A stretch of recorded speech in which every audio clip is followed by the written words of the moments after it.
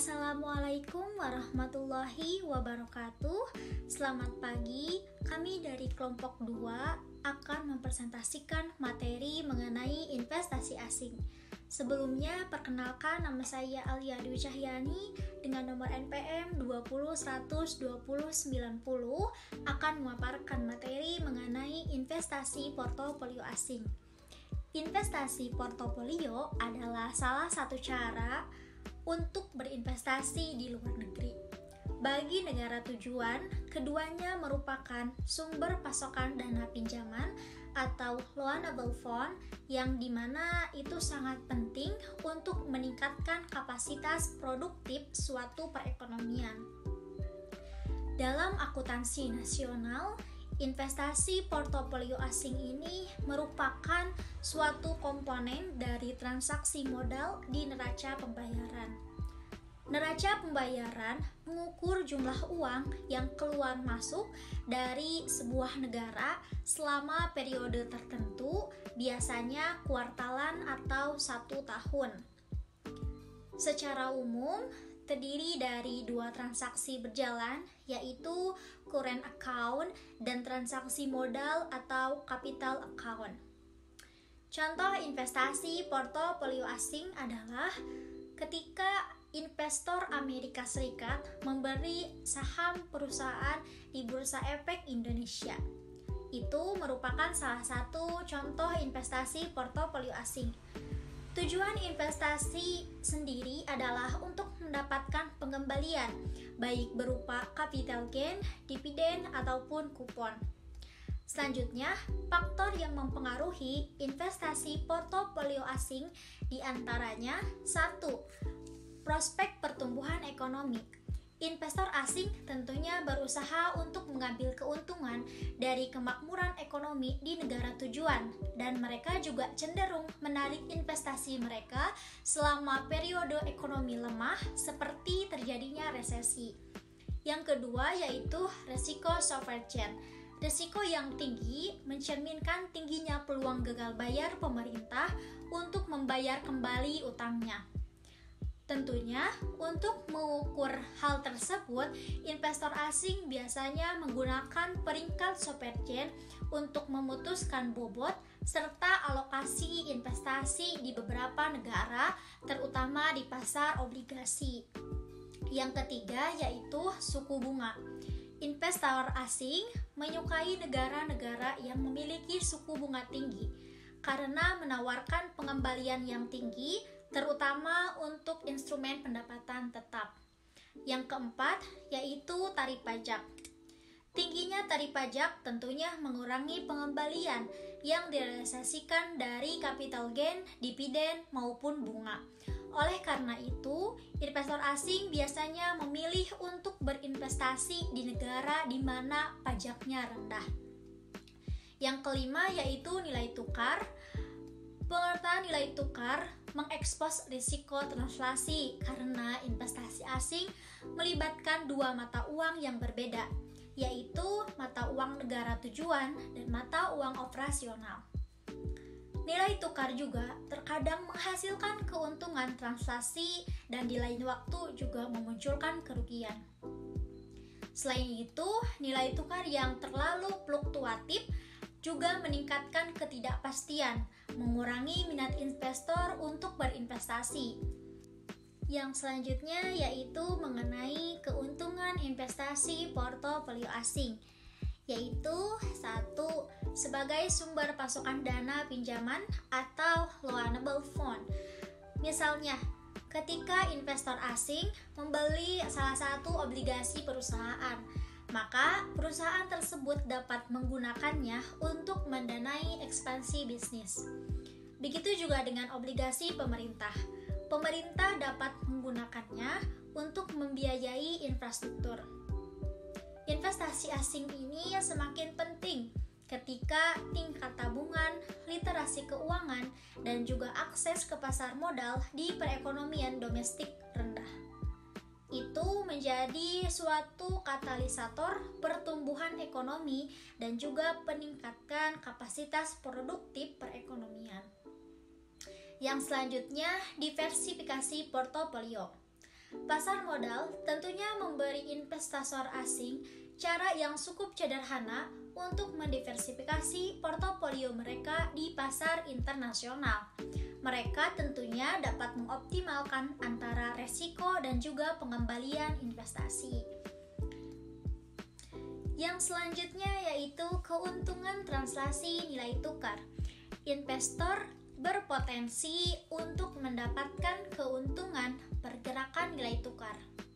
Itu menjadi sumber pengembalian selain dari capital gain, kupon, ataupun dividen. Ketika mata uang di negara tujuan terapresiasi terhadap mata uang operasional, maka investor asing memperoleh keuntungan ketika merealisasikan capital gain atau dividen. Katakanlah nilai tukar rupiah terhadap dolar Amerika Serikat menguat. Ketika investor Amerika Serikat merealisasikan dan juga mentranslasikan rupiah capital gain ke dolar Amerika Serikat, mereka memperoleh lebih banyak dolar Amerika Serikat. Akan tetapi, efek sebaliknya pun juga berlaku. Ketika nilai tukar rupiah terhadap dolar Amerika Serikat terdepresiasi, investor Amerika Serikat memperoleh lebih sedikit dolar ketika mentranslasikan capital gain. Yang selanjutnya yaitu kita membahas tentang kerugian investasi portofolio asing. Investasi portofolio asing juga mengandung sejumlah resiko, baik bagi investor asing maupun negara tujuan. Bagi negara tujuan, jenis investasi ini lebih rendah terhadap pengembalian, karena investasi ini berorientasi jangka pendek. Mereka dengan cepat dari keluar pasar ketika perekonomian menunjukkan tanda-tanda pelemahan. Mereka juga kemungkinan keluar ketika menemukan negara yang menawarkan pengembalian yang lebih tinggi. Keluarnya aliran modal asing dari suatu negara tersebut menyebabkan depresiasi nilai tukar. Itu tentunya dapat mengganggu stabilitas perekonomian ketika terjadi dalam skala yang masif dan juga tiba-tiba. Karena alasan ini, beberapa negara masih mengadopsi pembatasan arus keluar modal. Kerugian lain dari investasi portofolio asing ini adalah satu, yaitu rentan terhadap pergerakan jangka pendek dari nilai tukar. Tentunya itu sangat mempengaruhi pendapatan dari investasi dan nilai total portofolio asing. Yang kedua yaitu exposure resiko politik. Perubahan lingkungan politik tentunya sangat mengakibatkan perubahan norma investasi, kebijakan ekonomi, dan investasi di negara tujuan. Yang terakhir yaitu likuiditas rendah. Meski menawarkan potensi pengembalian yang tinggi, namun likuiditas pasar modal di negara berkembang cenderung rendah, mengakibatkan volatilitas harga yang tinggi. Sekian dari saya, terima kasih. Baik, perkenalkan nama saya Dewi Anggarani, NPM 201002105. Selanjutnya, saya akan membahas mengenai investasi asing langsung.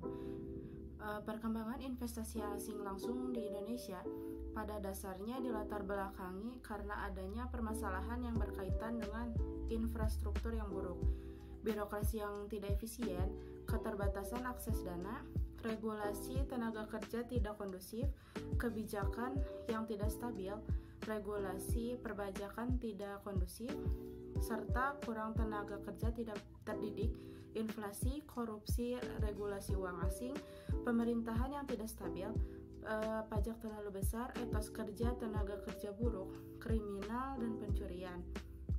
Apakah perdagangan menuntun pada FDI? Secara historis, investasi asing langsung telah mengikuti perdagangan asing. Salah satu alasannya ikut serta dalam perdagangan asing adalah lebih murah dan kurang beresiko daripada membuat investasi asing langsung di pasar asing.